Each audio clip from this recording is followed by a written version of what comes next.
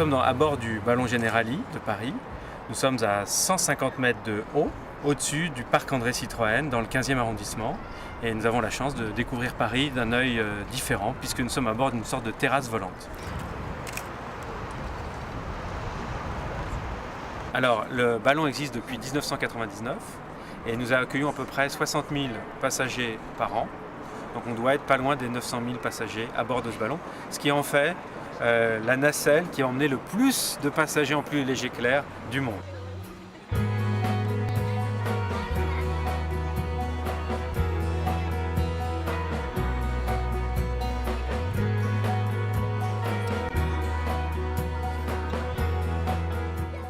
Alors ce ballon en fait a trois utilités.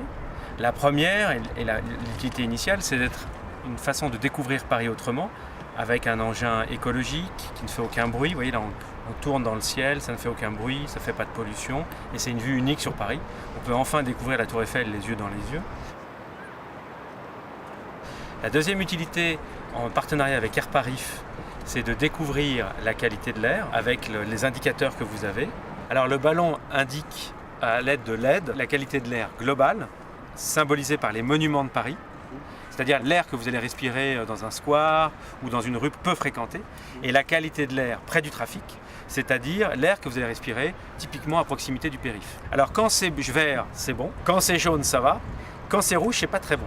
Et c'est arrivé très rarement que les deux indicateurs soient rouges, et c'est notamment arrivé pendant l'épisode de mars, qui était un épisode extrêmement, mars 2014, qui était un épisode extrêmement fort de pollution, où pour la première fois, en tout cas moi depuis que je suis là, on a eu les deux indicateurs qui étaient rouges et pendant plusieurs heures.